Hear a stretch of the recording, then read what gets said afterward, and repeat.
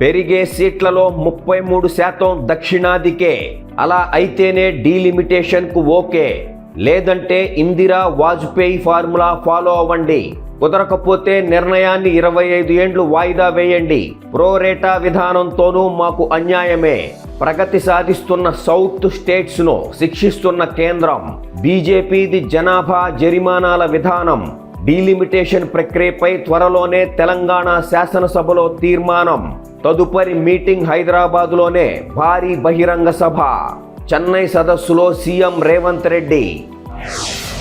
10,953 గ్రామ పాలనాధికారి పోస్టులు మంజూరు. ఉత్తర్వులు జారీ చేసిన ఆర్థిక శాఖ. జీపీఓలకు ఇప్పటికే 6,000 మంది పాత వీఆర్ఓ వీఆర్ఏల ఆప్షన్స్.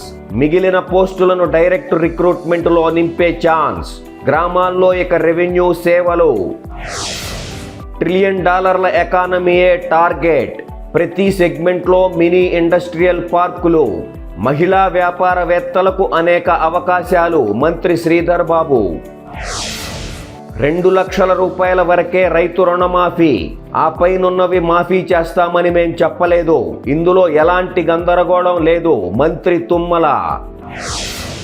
30 కిలోమీటర్లకు ఒక ట్రామా కేర్ సెంటర్. ఆరోగ్య శాఖలో 8,000 పైచిలుకు పోస్టుల భర్తీ.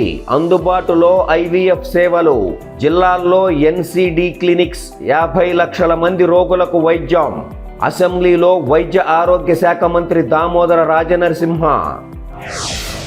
యువత జీవితాల్లో మార్పు కోసమే రాజీవ్ యువ వికాస్ పథకం అమలుకు నిధుల సమస్య లేదు. జూన్ 2 నుంచి మంజూరు పత్రాలు అందజేస్తాం. మంత్రి పొన్నం ప్రభాకర్తో డిప్యూటీ సీఎం భక్తి సమీక్ష. కొంగరకలాన్ ఈ సిటీలో 300 కోట్ల రూపాయల పెట్టుబడులు. ముందుకు వచ్చిన సెరా నెట్వర్క్. తైవాన్లో రాష్ట్ర బృందంతో అవగాహన ఒప్పందం.